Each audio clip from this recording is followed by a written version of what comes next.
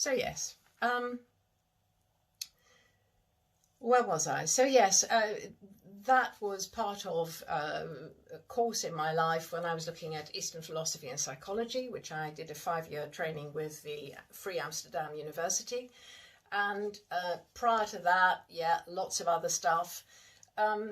Working with crystals, working with stones, always been interested in that. And then also parallel to all of that, working as a corporate trainer. So a lot of stuff was going on. It always comes from the same place. I sometimes think, you know, you're a jack of all trades, but actually, if you look back to the central point of all of this, it's all energy, and it's all about changing the quality of the energy and lifting it up. And that's kind of what's going on.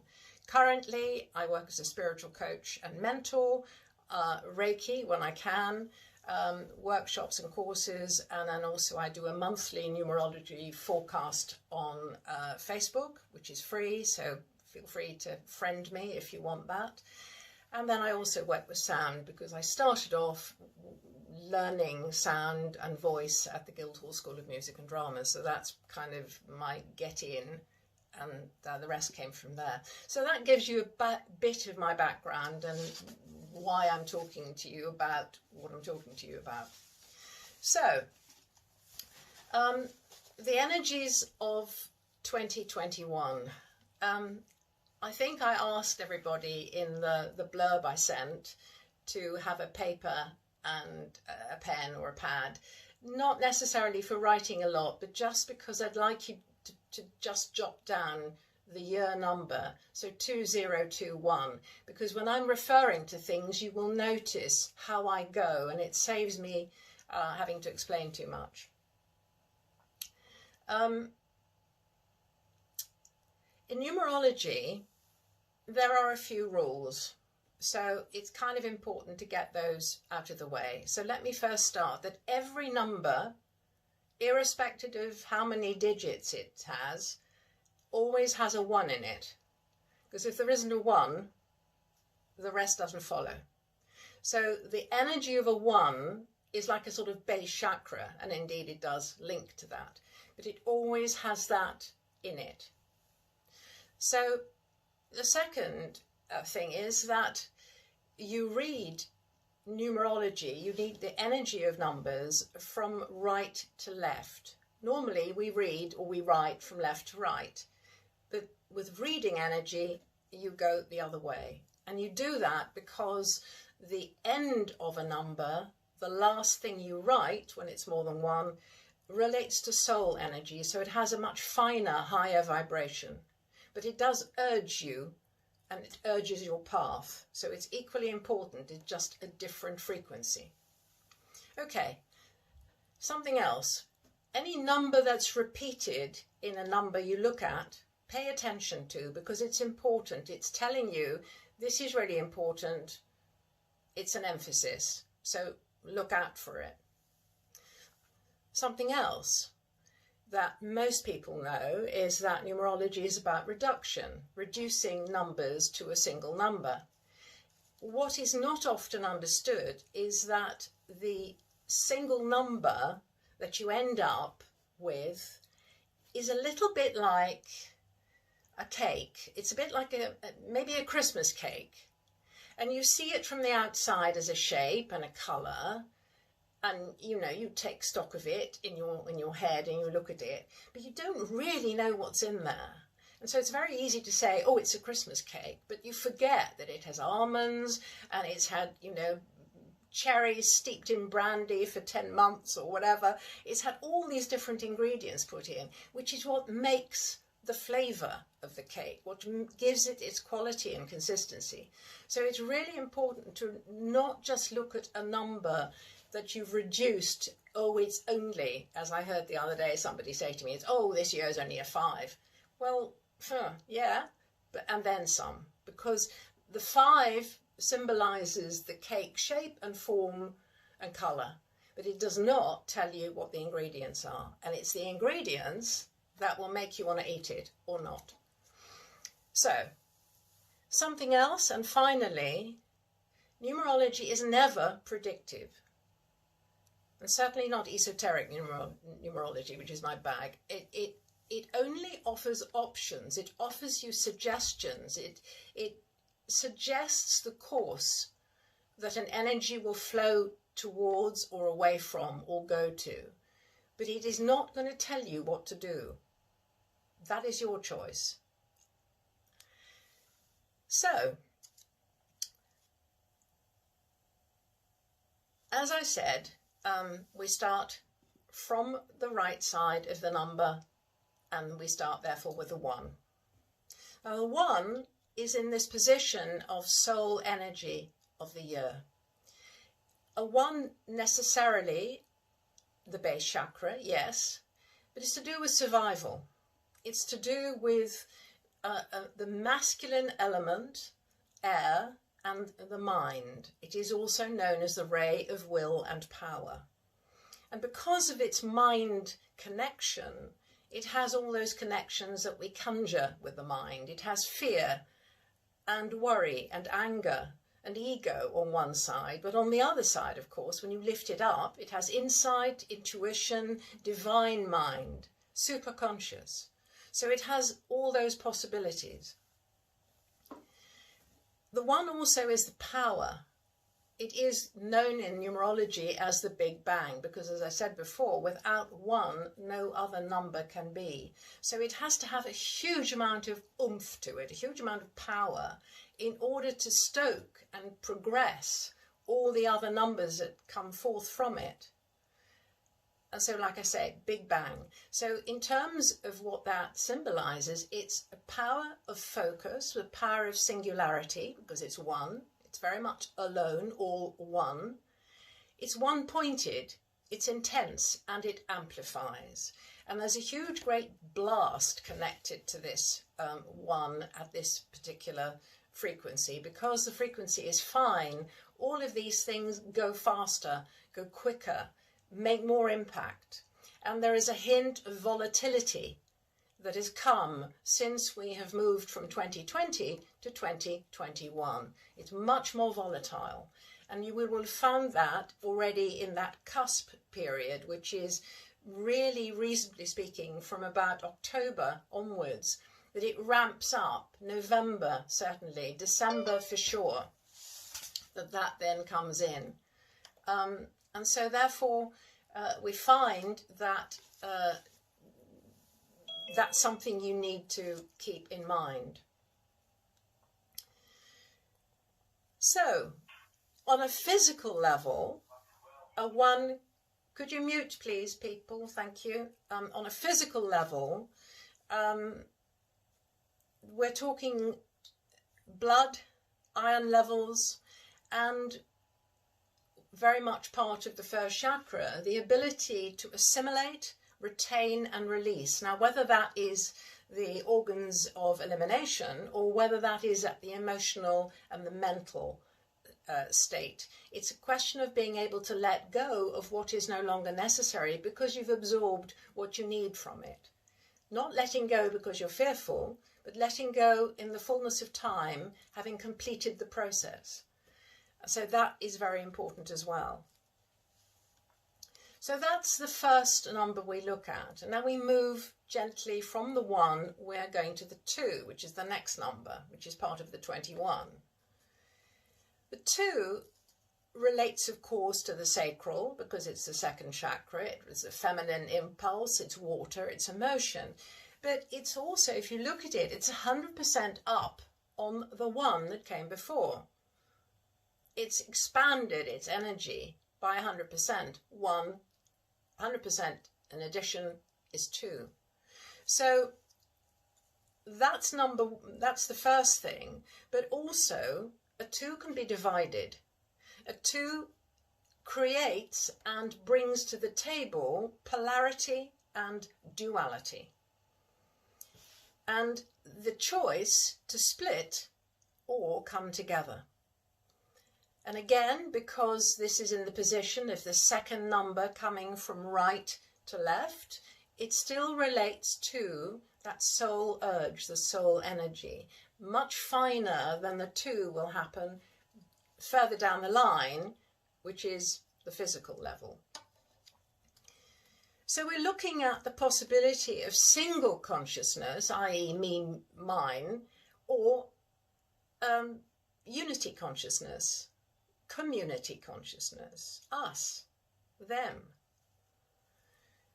And so, as I said before, it's choice. It's choice whether to fulfill the two's energy as the ray of love and wisdom, and to create and have that balance, or to gather to oneself and do it just for me. And so therefore there is a huge opportunity here for responsibility. The ability to respond. How are we going to respond? Not react, but respond. How are we going to respond to what is being given to us, what is being presented in front of us? Again, is it response in a nurturing way, coming together, embracing, supporting, holding together the energy in order to bring forth, which is very much what the two is. And remember, it's creative. And that holding together can be the solar system, the abundance, the harvest, but it's also holding together for self, and that is that dichotomy, that is that choice. Harvesting suggests karmic impulse, a karmic input, and indeed it has. You reap what you sow. So we can slip into the lower aspect here, the fear, the worry, the doubt, the neediness, or we can harvest much higher and move it up. The karmic thing is really, it's physics, isn't it? Every action has an equal and or opposite reaction, depending on the original energetic input, the quality thereof. So what you put in quality, you will get back in quality. And so it's really important that the harvest be uplifted and it becomes a higher aspect of the waves of this particular number, because it's water, so it's waves, it's emotion, but again at this level much finer but equally penetrative. It penetrates, you can't duck and dive out of it. The creative impulse here at the sacral is receptive, nurturing, and a great connection to Mother Earth, and a recognition, a consciousness of Mother Earth, and indeed a recognition that she has her own consciousness. So we've looked at the 1 and we've looked at the 2, and now we're going to combine them, and we're looking at the 21. The 21 is interesting because we are voicing this. For the first time, we are voicing 21 all of this year. And obviously, the more we voice something, remember what energy we might use to voice it in, the more we bring forth, call forth, manifest a similar frequency. So if we go, oh gosh, is this 2021 is such an awful year, it's not helping. So it's really important to start becoming aware of how we speak, what vibration we use to call into being the energy that we want, rather than the energy that we bring forth simply because we are lacking an awareness or we don't think it matters.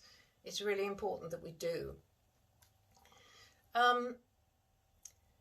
The 21 is the first expression of goddess energy. Now, the goddess energy appears for the first time in the 20, and more of that in a minute when I get to the 20.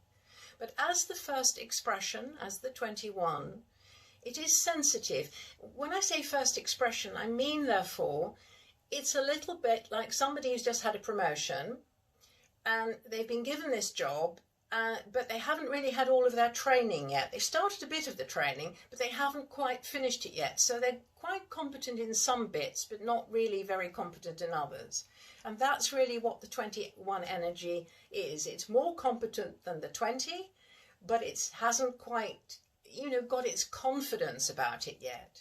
And what happens when we, as humans, are put in front of a situation where we're not entirely sure, we can quite easily either call into being our calmness, our balance, and trust in the universe that it's going to be fine, or we can go into the humanness and the egoic part and go, and then react with a degree of anger. We snap, we kick the cat, whatever it takes to, you know, in that sense of reactive energy. And it's the same here.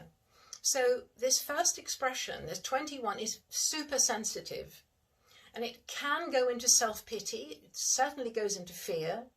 It can go into doubt, anxiety, or it can do what feels right. And in that sense, it goes into the heart and it asks, and it forgets about ego, and it offers up, and it trusts what it gets.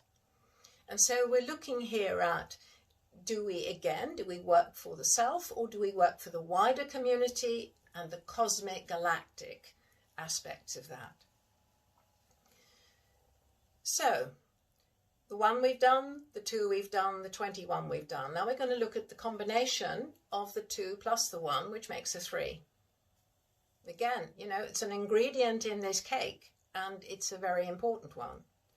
The 3 is still an energetic contraction of that soul urge energy. It's known as the ray of active intelligence, and it connects very strongly with the divine plan, the blueprint of manifestation. If you want to call it the universal plan, you can. If you want to call it God's plan, you can. Use whatever words you're comfortable with, but I hope you understand where I'm coming from. In other words, the highest possible energy, not the middle management, but the CEO.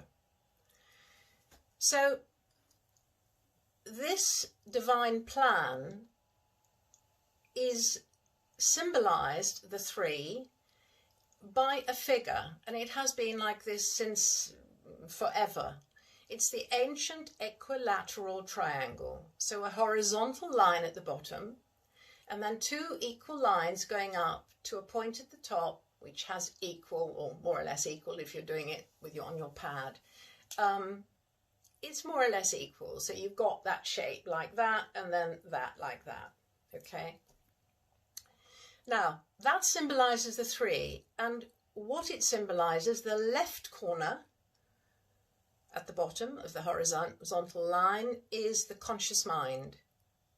The right corner is the unconscious or subconscious mind. And the triangle at the top is the superconscious mind that brings in and connects to spirit. Now, when everything is lined up and beautifully balanced and even, it is very simple to move straight up into spirit and pull down what you need and pull down that connection.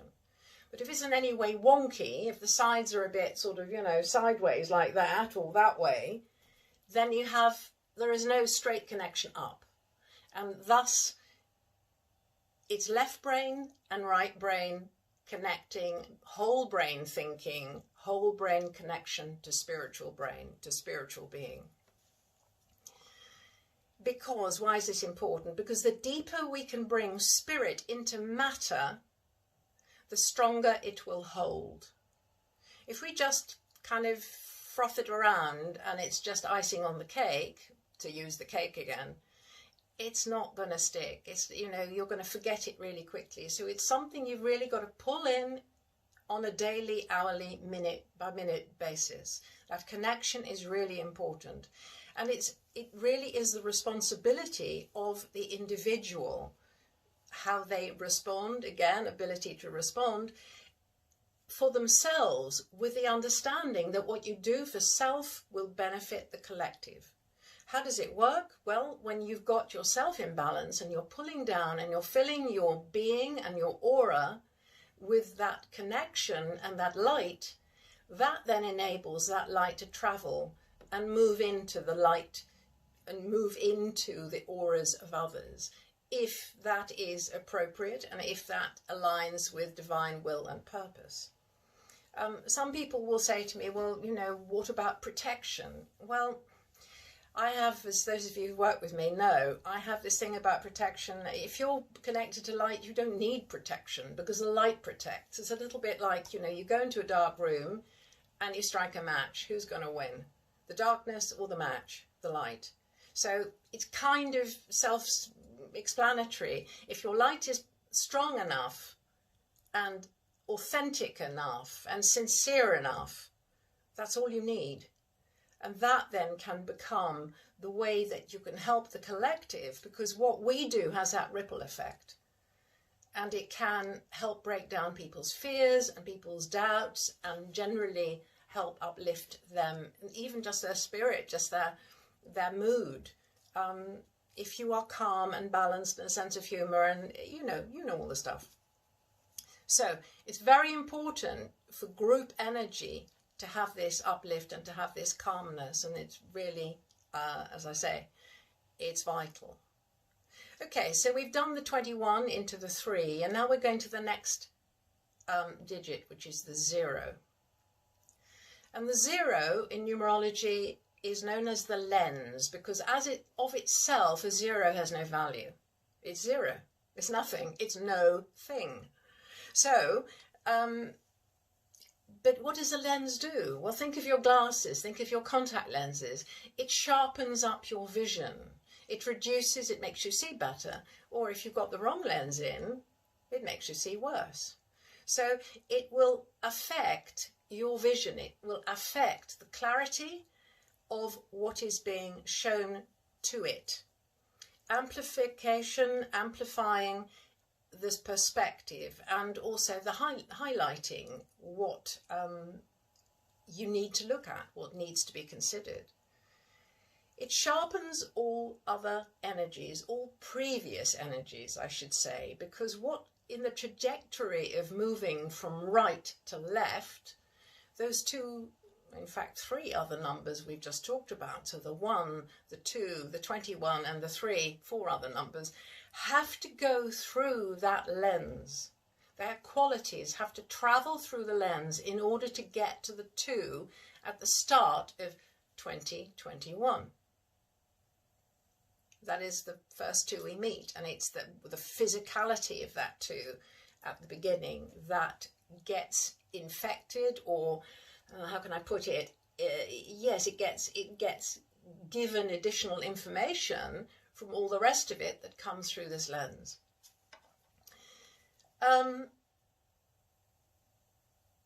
Again, there's a degree of karmic value here, because it expands what is being presented. So good becomes better, bad becomes worse. If there is balance in the energies that are flowing through to this lens, then it's becoming easier, and the flow will be calmer. If there are lots of imbalances, it becomes more difficult, and it can become very chaotic. So again, how does it travel will depend on the previous inputs as they funnel together to go through this lens. Okay. So now we've done the lens and we're moving on to the 2. So that's the first 2 that you might write down if you're asked to write 2021.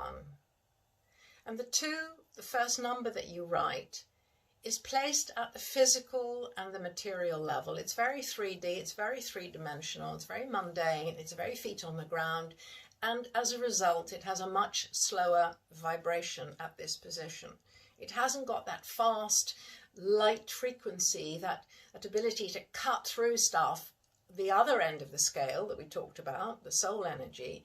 But at this energy, it's not quite plodding, but it's that sort of, it's a real thump. It really will bang the message home, which is kind of what we need, because this is where we live and this is what we have to deal with, and this is very often the only energy we can truly understand. Nevertheless, it can be a bit of a thump. So, basic energy, and again we're talking similar qualities as I talked about before, so duality versus oneness, single versus group consciousness. Those waves that I spoke of before, which are very much the moon energy, the emotion and all of that connect to the 2, those waves can split you if you don't ride them. And it's really important to think of it like those waves, like, you know, a surfer. You're on a surfboard, you are absolutely at one with your surfboard, you're riding those waves and you get this walloping, enormous, great wave. Now, if you're a good surfer and you are balanced and in tune with your wave, you will ride it. But if you're not, the surfboard will go one way and you'll go flying the next. So we will be split out. And that is very much what this energy at this point will do. It'll either pull together or pull apart. Now that's on a singular, i.e. on an individual, but also on a collective. So the emotional aspect of this number will be heavier, will be much more into the sort of heavier vibes, suppression, depression, pushing down. So on a negative vibe, you might get the insecurity, the fear, the anger, worry, anxiety. On the more positive aspect, the other side of the coin, you'll get feeling secure in as much as you trust the process. So you are secure in yourself. You accept what comes, you allow things to unfold, and you concentrate on being rather than doing. You be with yourself. In other words, that's that sense of trust in higher powers, maybe your own higher powers, but getting you to a point where actually you might not be able to see what the plan of this is, but it will come good. Just stay with it and live for the moment.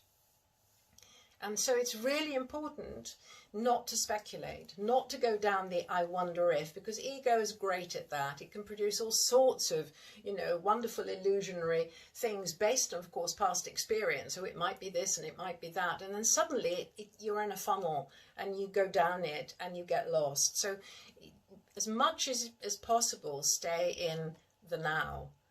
And really important, deepen the spiritual connection on a daily basis, because then you won't get rocked by events. Now, however your spiritual connection might be, it might be meditation, and it doesn't necessarily mean you have to sit in a position. You can meditate during the washing up. You can do a walking meditation. There are many ways to focus the mind and bring it into the now.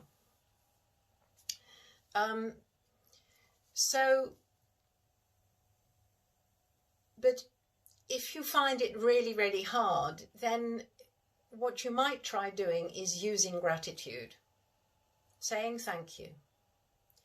What does gratitude do? Well, even if you're not entirely secure in the understanding of, you know, well, really, why should I be grateful for it's raining outside for a start, and why should I be grateful for that? Well, yeah, but we need rain, and you've probably got a roof over your head, and, you know, there are certain things, even small things, you can be grateful for. But gratitude actually becomes a habit pattern, it becomes a muscle, and it becomes something you slip into, because gratitude helps erode the crust that gets built by ego around itself from too long having to have basically come up with different ways of dealing with stuff, which it's become a habit pattern. And ego can very easily slip into that. And then that builds like a little wall around it, little eggshell, and it becomes crusty and inflexible and it doesn't want to open. So gratitude softens that, and it allows something else the possibility of something else to come in.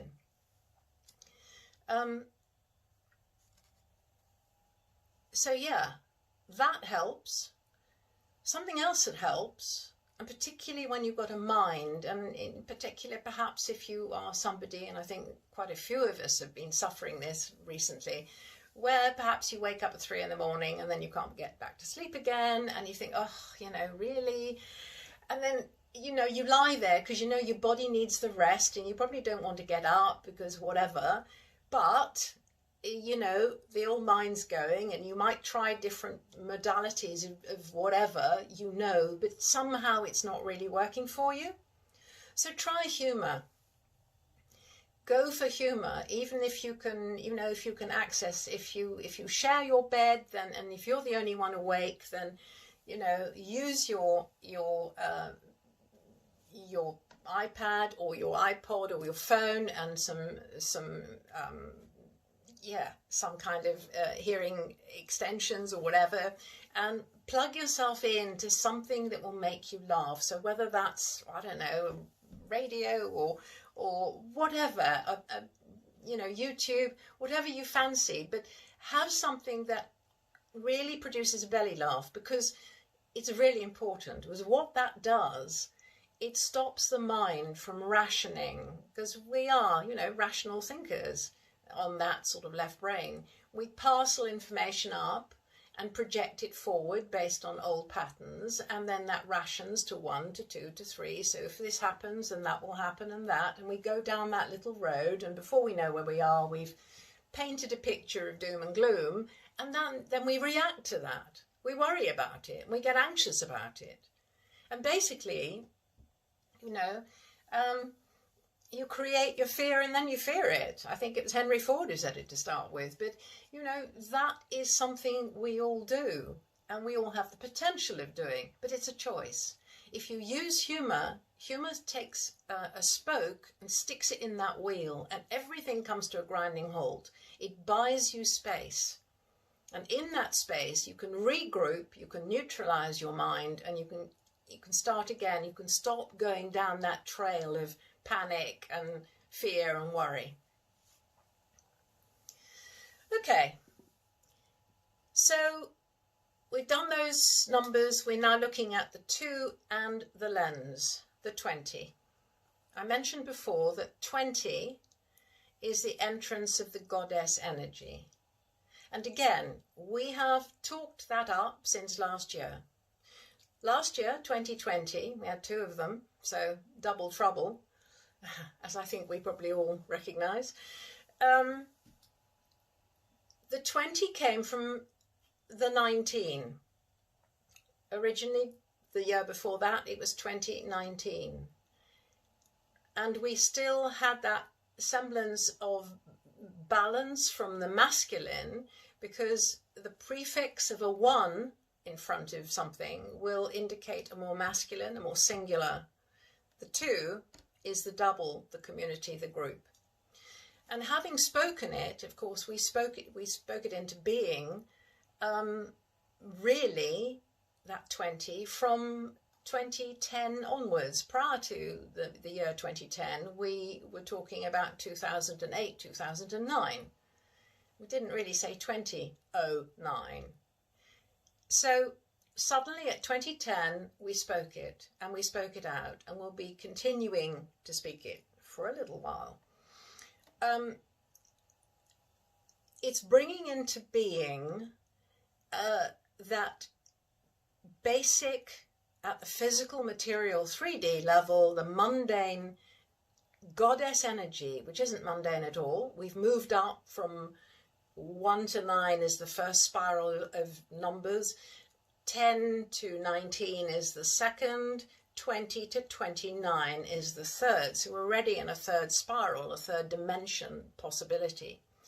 But again, it is a karmic allowing creation to unfold a new order. As to the quality of that new order, that depends on what we've put in before, and that depends on what we bring into it.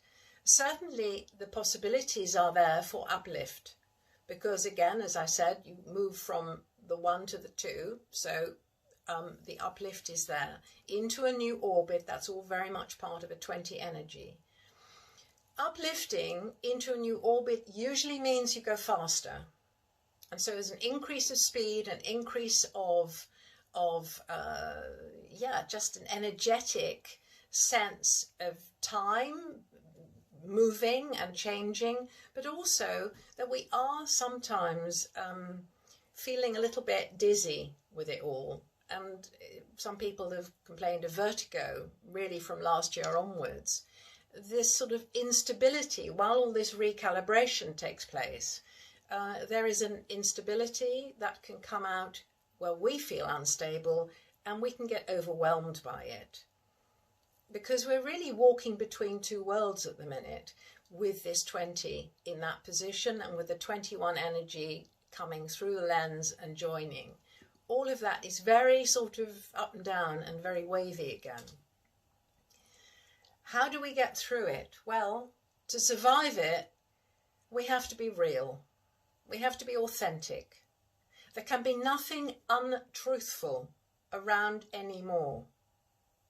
Now that's a huge statement, because we might sing, we might individually all go, well, yeah, of course, we'll tell the truth, and we'll be honourable, and we'll do what we think is right, and we'll do what we think is right in this moment. But I'm talking collectively as well. I'm talking socially, politically, governments, industries, corporates, you name it. So at every level, there needs to be truth. And it's really, really important. And I think, in fairness, we've already seen quite a lot of that coming up, where the demand for that is really pressing. That people speak truth. They don't, they don't try and prefabricate stuff. They don't try and hide. They try and bring it out as it is. In terms of, for us, individually, we have to be authentic to ourselves, true to ourselves, our own energy. It has to come from the heart. That's as simple as what it is. For those who can't or won't uplift and won't bring it from the heart, won't consider truth to be really the only option, they cling to the lower aspect of ego and delusion, then you get what we've beginning to see already. You get the violence, the uncertainty, the delusion, the illusion, rebelliousness, turbulence, chaos. Now, interestingly, I first did this talk on Tuesday, the 5th, and that evening I did it at the same time, and I finished, and the next morning I heard from my radio news all this business in America, and that it happened overnight with us. So it's very much that sort of energy that can come up very quickly when things need to come to a head in order for old stuff to disappear. Okay, so now we're going to look at a number that has come twice in this sequence. And that's the 2. We have the 2 at the beginning of the year. We have the 2 at the beginning of the 21. Okay? So repeated digits underpin the year energy, and those repeated digits in that position will underpin it until the year 2029. So it's kind of telling you for a while that this is actually quite important. When you pull those two numbers down and you place them side by side, because remember they're only divided by a lens and therefore something of no value of itself, you get a 22. And so the 22 is what's known in numerology as a mirror number. A mirror number is where the same digit displays itself twice, and because the energy is being reflected by the one next door to it, it allows for limitless reflection. And it's a little bit like if you had a mirror and you placed the mirror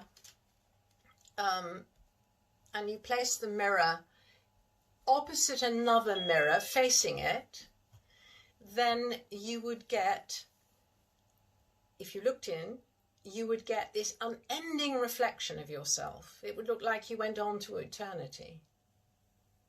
Because mirrors simply reflecting mirrors, reflecting mirrors. And that is very much what it does here. The limitless reflection of its own energy, which is light. And that is the 22. It's very subtle, but it's very significant. Now, what does light do? I've already kind of explained that when I talked about dark rooms and matches. It dispels darkness. In other words, it dispels ignorance. It dispels pseudo stuff. It dispels fake news. It dispels all of that. It brings to light what hasn't been seen before. It's a bit like, you know, you turn your dimmer switch up and you suddenly notice the spider's web in the corner. That's what light does. And spiritual light is no different. It does exactly the same. So what isn't working, what's in the way, will be highlighted. Since 2020, the light has come in. That was last year, because that was the first time we had the 22, the mirror number, supporting, underpinning in a very subtle way. But this is, in a sense, the hidden aspect of numerology. This is really significant. On a practical, physical way, perhaps last year, cast your mind back, certainly to lockdown and summer. I don't know about you, but I certainly noticed a lot of changes in daylight, the quality, the radiance of daylight, the radiance of sun. Yes, we didn't have planes, and yes, we didn't have that many cars, and therefore, you know, pollution wasn't as bad, but nevertheless, the colour, and there seems to be an upgrade of light. On a planetary level, the same sort of thing, cosmology, the strength of the sun, the particles coming from the solar flares, coming deeper into our atmosphere. We are truly being touched by light, and therefore it's much harder for any of us to be and stay dark and stay hidden and stay untruthful and stay in ego. It's not going to work. We are being bombarded by light, and it's showing up what isn't correct and isn't in alignment. The physics of light causes low frequency manifestations to dissolve, and basically it also causes and changes how we think of things. So structures we've known throughout our lives disappear. So society, as I said before, finance, institutions, education, all of those will need to change the way they look at things, the way they operate perhaps, some more than others, but give them a degree of freedom. And also, of course, in ourselves, our attitude, beliefs, old ways, and even, in a sense, sometimes our physical DNA, because that comes through something called epigenetics. Epigenetics, please look it up, because it's a big subject, and do give it justice. But epigenetics is, in a nutshell, the ability to change one's inner through how one feels about things, what one speaks, and the emotions we bring up. So we can actually change not only our own, but our future generations by what we project and how we bring it forth. Our consciousness is attuned and aligned to light through the 22. And the 22 is also known as a little label. It is known as the Master Builder.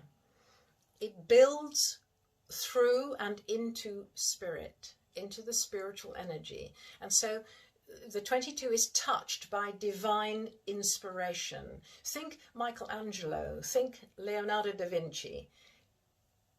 Guys who didn't have great educations, who really kind of, in a sense, were, you know, rude mechanicals, if I were to quote Shakespeare, which of course is another one. Geniuses without necessarily knowing where that came from.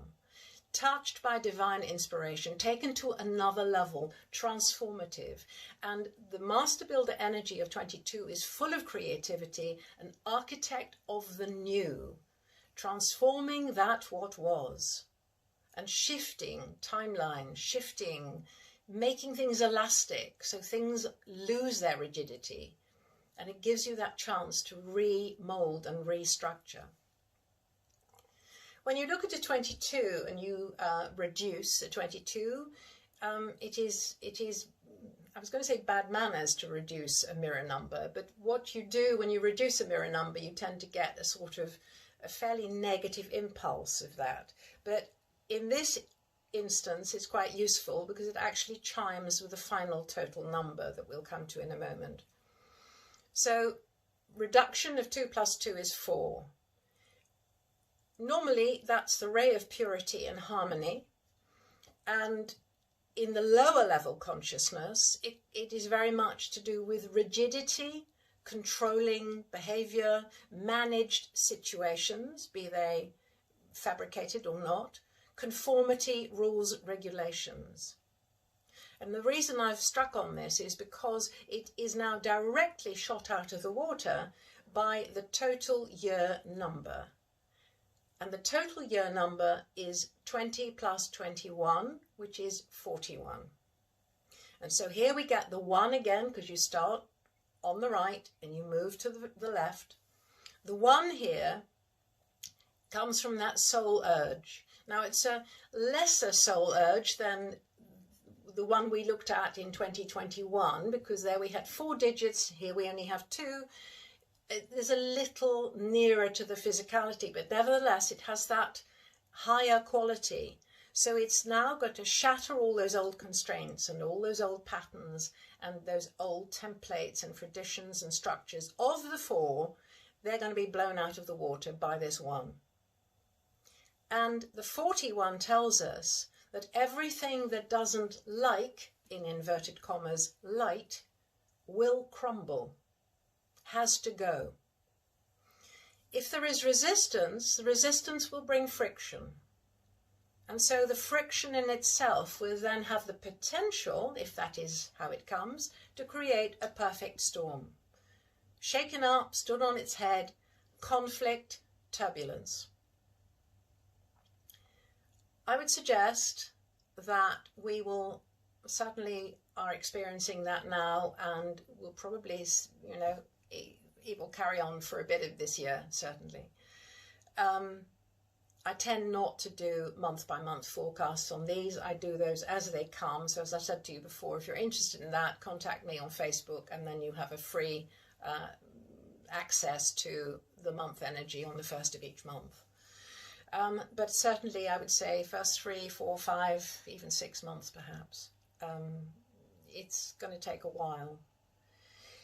But this is globally, doesn't necessarily mean here, but it just generally, because of course it affects everyone. Okay, so now we come to the final. We're seeing this Christmas cake that we talked about right at the beginning, okay? We talked about the Christmas cake having a shape and a colour and all the ingredients. Well, you've had all the ingredients, you've seen them now, you've been introduced to them. Now we come to the cake itself, which is a 5. 1 plus 4 is 5, which is how 2021 delivers. This is how it presents itself. This is the cake on the tray. Would you like a slice, madam? This is what it is, okay? And 5 is a mind number. It's a clever number. It's the ray of concrete knowledge, both in terms of study, science, information, experimentation, but it's also knowledge with a capital K, where we know God, where we know Spirit. The 5 in its placement as a single number between 1 and 9 is exactly in the middle. It has 4 numbers on one side and 4 on the other. In the way that we write them in this part of the hemisphere, 1, 2, 3 and 4 face the direction of the 1. If you were to think of the symbols that you write as having little faces, they tend to point to the 1. They tend to point to the mundane, the origination, the Big Bang. 6, 7, 8 and 9 have more of a feeling of the other side, and certainly 5 points to the other side, and 5 is the one number in the midst of it that can do a 180-degree turn and move from a very basic, and if I say sex, drugs and rock and roll, that's very much wild child 5 basic behavior.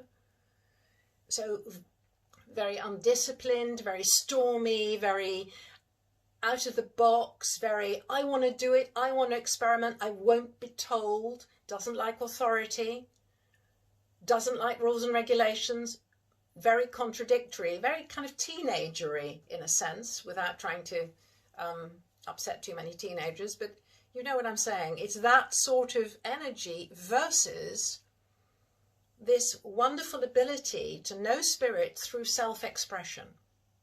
And of course, the 5 relates also, as we know, to the throat, but the throat is the chakra of self-expression, expression of self. Yes, the voice, of course, but also in the throat, or relating to the throat energy, we have, you know, whatever, however you express yourself, be it as a cook or a dancer or a player of instruments, whatever it takes. So, yeah, all of those things and more. But basically, it wants to sort it out for itself. It wants to try. It wants to make it right experientially. It won't take it as a theory. And so in that process of, you know, think a small child, no, I want to do it, I want to make the cake, and in the process, you know, the jug gets broken and this happens and that happens and the kitchen ends up a mess. That is kind of what we are in. So it's quite disruptive energy. And when you look at that together, of course, with all the other ingredients, you will understand why and how. So now, having done all the numbers, I also tend to look at the sound values of the year or anything that I do. And the sound values basically come about by looking at writing the number down in letters. So 20-21. And I looked at all the vowels and then the consonants and then everything together. So all the vowels together symbolize the soul energy. So again, the urge of the soul. It comes to a 35-8, and it's about breaking out of the old to bring in the light. And while I was writing that, because I've obviously got a few notes, because there's quite a lot to get in a sort of structured way when I've got a set time. When I was writing this, I thought of Leonard Cohen. There is a crack in everything. That's how the light gets in. And the crack is what we need. We have to crack open to allow the light of change to come in and transform us, transmute us, and change, and give us that freedom in order to change. So that's the soul energy. The personality energy of that is all the consonants. This is a 33-15-6, which is Savior energy. Savior as in Christ light, as in Christic light. It's the light that we all have. And this is something that's really important because it's something that many people deny. It is that fact that we are co-creators with the divine. And we might only have within us that tiny light, but we have the light, and therefore it is our responsibility to act accordingly. Not always to think that we hide that it's us as humans and then the divine or spirit. But no, we are it. We are part of that. We're either one or we're not. And people talk about oneness, but, you know, we can't be oneness and we're here and it's somewhere else. So it is that oneness, that Savior energy, which is knowing what is right, working from the heart, trusting and staying in the moment, and then, you know, overarching everything with compassion and kindness. Also, this number relates to sacrifice. And it's really important that you remember the derivation where it comes from. Sacrifice, if you look it up in the dictionary, it is to make things sacred. So it's making everything sacred by remembering the spiritual aspect of everything, remembering the divine aspect, remembering our responsibility to do things from a higher situation rather than from a lower. So expanding from the small self to the higher self. And then we look at all of those letters together and we get the overall self-expression, which is 68-23-14-5. And it's crashing out of the old. And I do mean crashing. I don't mean, you know, walking nicely to the front door and opening it quietly. I mean crashing. There's a lot of power in this.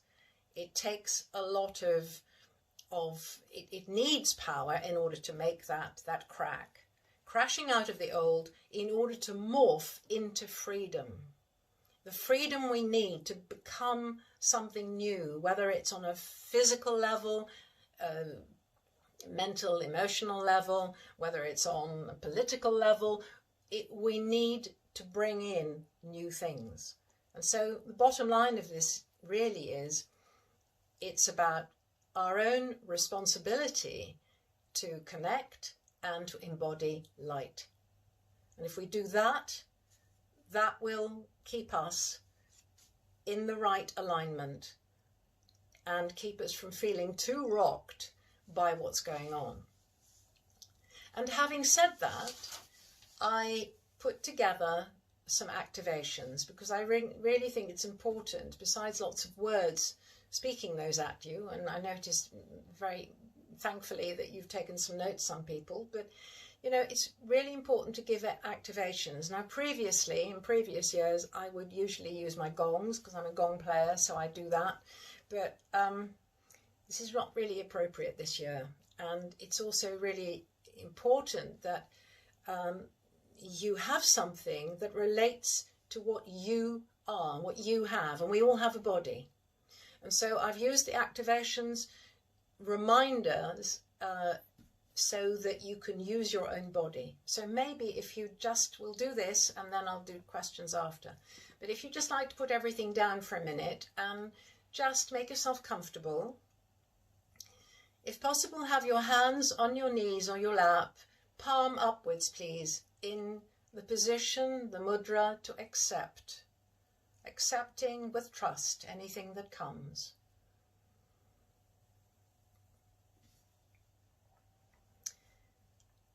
And so closing the eyes, just connecting for a moment with the breath. And connect with your intention. Intention rules so much. If you intend something, you will create it, you will embody it, and you will make it happen. Connect with intention to your divine, your higher self, wherever you feel that to be. And you allow that to come in, and you breathe from there into the heart space, the vessel that transmutes. And on the out-breath, you breathe out into the surrounding energy field, into your aura. Breathing in the breath that becomes an expression of compassion and kindness. Breathing out compassion and kindness. In a sense, you are surrounding yourself with that. And remembering what I said earlier, what you fill your aura with, you will then be able to radiate out into your family, into your community, into space. Allow the breath to continue, breathing in, into the heart, the compassion and kindness, breathing out, into the aura, compassion and kindness. And set the intention just for that to continue, whilst you now put your focus on your arms that are hanging from your shoulders, and your hands that are palm upwards on your lap, and your fingers. Your hands are a symbol of generosity, of exchange. Your hands give, and they receive, and they share. And the fingers are antennae of compassion. With fingers and palms we stroke, we pat, we make feel better, we heal. Allow that breath that you're breathing, allow that now also from the heart space to go down into the arms, into the hands.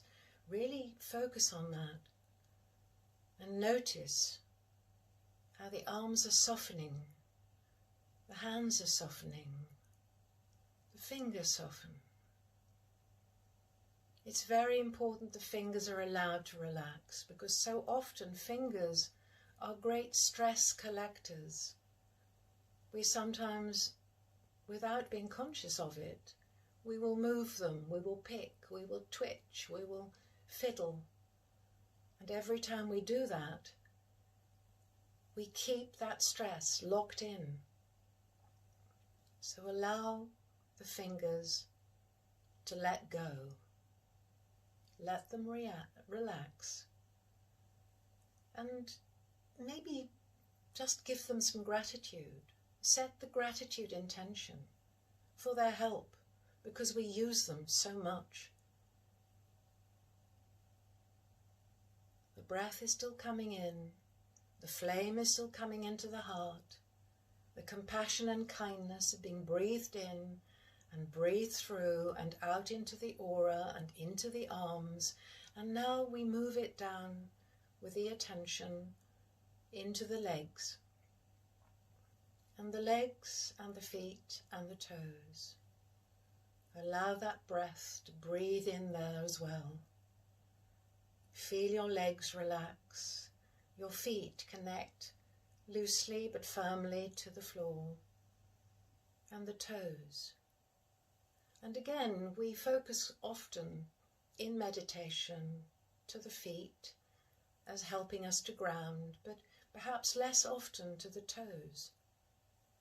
Toes also collect stress, but they do so in a different way. They are symbols of balance.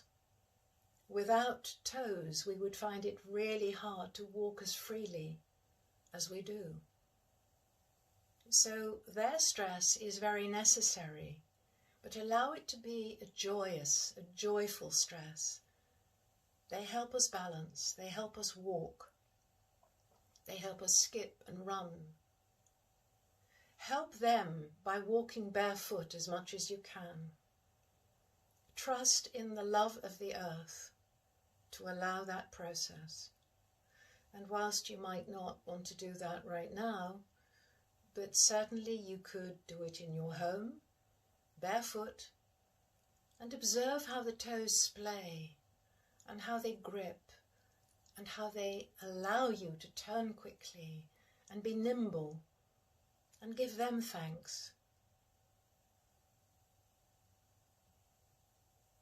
And then, with the same flame moving as it has been all the way, into the heart with the breath, into the arms, into the fingers and the hands, into the legs, the feet and the toes. Allow that process to continue. And now focus for a moment on the head. And the head, left brain and right brain. Let the flame of compassion and kindness move up into there as well. Allow that flame and that warmth to melt them together, left and right, to make them as one, to have respect for each other, so the left brain understands and recognizes the input of the right brain, the intuition, and the right brain recognizes and respects the input of the logical, rational left brain. They need to work together to become more of themselves. And as this is happening, allow a sense of calm and peace to prevail over you. From the mind down, relax and soften, letting things go, just being. And while you're in this beautiful state of just being who you are in the moment, I would invite you, with the eyes still closed, to come to the final part of this, which is your name, your first name, and you sound it to uplift your vibration. You speak it into being. You manifest it in the same way as in the beginning was the Word. You manifest your higher self into where you are now. And you do that through these words. And I will speak mine first, and then you speak yours, please, out loud. Very important, because that triggers your connection to the vibrations. I am K, I am. I am K, I am. Keep saying your own name and keep repeating it mindfully, slowly, deliberately, keeping in mind what you're saying and how that might feel, and connect with that energy where you are speaking up your vibration.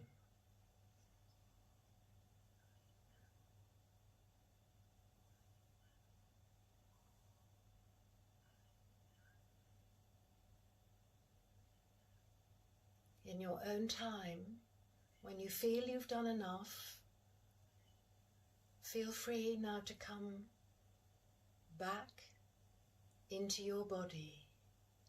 Set your intention into gratitude before you come. Just give thanks for what you've put yourself through and what you've allowed yourself to feel.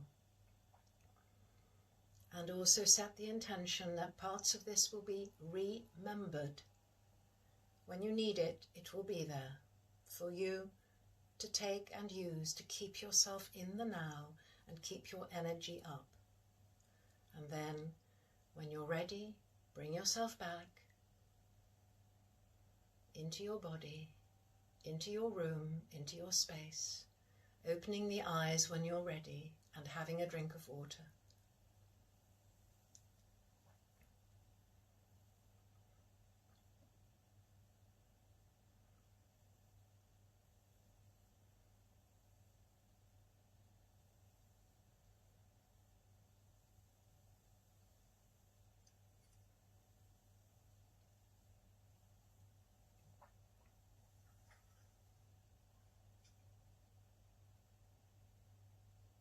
I want to wait until everybody's back, and with their eyes open and have had a little bit of water.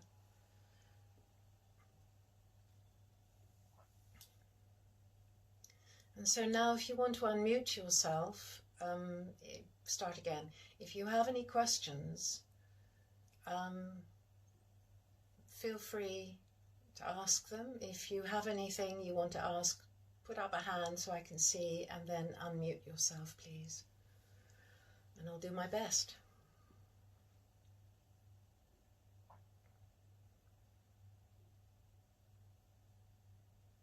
Sue, are you? No, somebody was. Okay. I realised. I had to use a different computer, and then I realised I saw your light come on, but I couldn't hear you.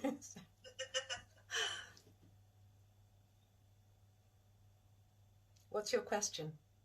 I don't have one, sorry. Okay, no, sorry, my mistake. I thought you were, thought you had one burning on your lips. Anyone who has one burning on their lips, or indeed just wants to ask a question.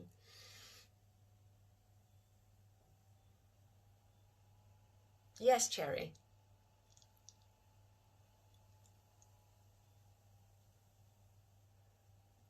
Yeah, now I can hopefully hear you. Hello. Hello. Do personal numbers override a year number? Or which is the stronger? The personal number feeds into it. So it's like part, and it will resonate with aspects of that year number. and in some cases you might get conflict with it, and in some cases it will run in parallel. But the year number will generally set the tone for the overarching energy of that year. Where you fit in then is doing a little dance in between all of that. Yes, so I don't know if that's really answered your question, probably not, but it works in parallel. You cannot separate. The more you have brought in, I mean, you know, it's a good question, because it brings up, of course, how many more elements in this pie, sorry, Christmas cake, we have, because every one of us contributes, and we either have the choice to work with it and with ourselves or against. When I say choice to work against, I don't mean that as consciously as that, but you know, if we are not ripe yet spiritually or in consciousness to think even about uplifting anything or connecting with spirit, then we're going to stick to the lower frequencies of that number, our number, and then that's going to trigger the lower frequencies of the numbers that we're in, the soup we're swimming in, the sea we're swimming in, which will be the year energy. It's quite complex. There are a lot of threads in this tapestry. Have I answered that? Yes. Oh, good. Thank you. Okay.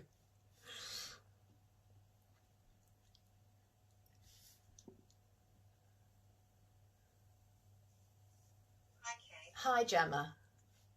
If perchance we were having, this is again just following on from what Terry was saying, if we were having a particularly similar numerological year to the year that we were going in, if we had a lot of corresponding numbers, would that intensify our experience, or would it make it smoother, or would we again have this peculiarity of conscious choice, unconscious unchoice?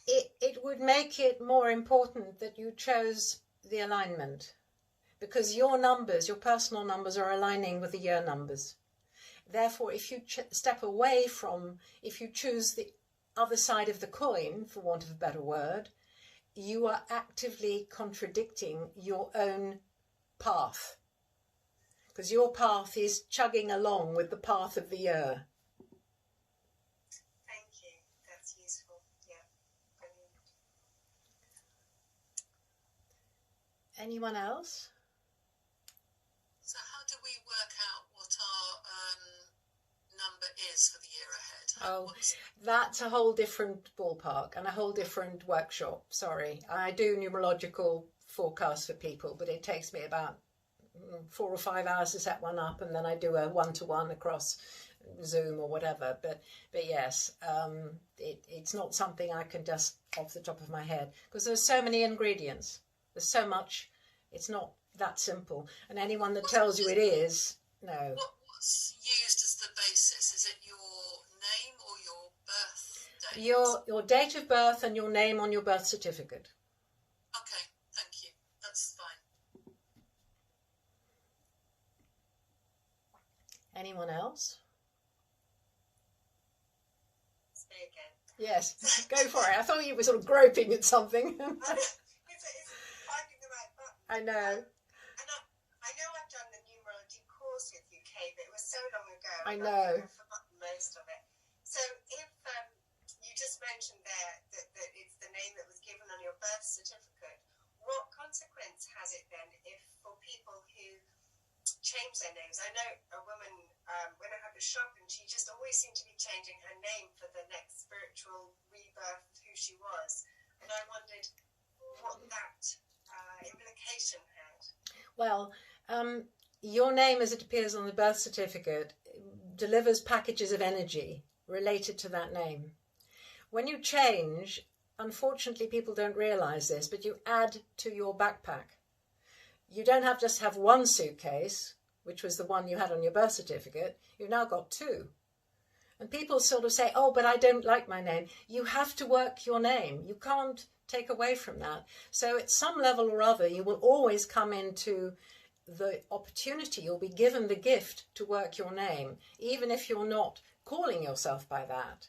But by adding further baggages, suitcases, packages, parcels, backpacks to the first thing, you end up laden down with a lot of energy that actually you need to work through the original.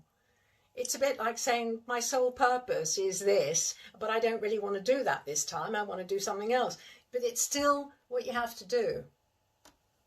Thank you. And does that count for, how it's been the fashion for women to take on the second name of their husbands, and now much more so it's not fashion and everyone's a little bit more free and easy. Yeah. Does that equate in the same sort of thing? Have we as women yet again been loading ourselves? We have up to now. We have very much so. Certainly in the olden days when you took your husband's name, part of the feminine energy was the power behind the throne. So in other words, you were there to look after, to nurture, to sew the buttons on, to produce the children, to put the dinner on the table, to make sure his lordship could go out and do what he had to do and come back. And even if doing what he had to do involved other people or other women, you still were supposed to just put up with it and shut up with it. And that has changed since we've gone from really into the 2000s, but I would say the late 1990s, because again, it's like everything else. It moves. The nearer you come to the cusp of something starting, the more that new energy infiltrates. So it already has an influence. It's like, I think that's probably enough said. But when you take on your own name as well as your husband's name, what that allows is for the ability of the feminine to transmute what might be inappropriate or out of balance, out of kilter with the name that originally would have been yours if you took just your husband's name. But when you add the whole thing together, it's a wider way of dealing with something. It's a more equal way of dealing, because in your case, Taylor, you're bringing Taylor to, I've forgotten what the other one is, but anyway, yeah. And you're bringing that too. So it's much more balanced. You're not completely surrendering everything, but you're standing in your own truth and power, and you're using your own truth and power in order to help unfold the other energies. Because remember, when you're taking on someone else's name, you're not just taking on that person. You're taking on all the archetypes before and all the various, generations. So you're taking on hereditary stuff. So in the olden days, it was up to the woman at the moment to try and dispel all of that and turn it all around and give it all a pot of, lick of gold paint and make it all look lovely. Impossible. Whereas now makes much more sense. Thank you. That's very interesting. Thanks. Hi, Kate. This is Vina. Hi, Vina. Hi.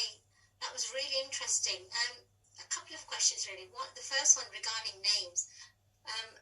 How about if you shorten the name? Like, for example,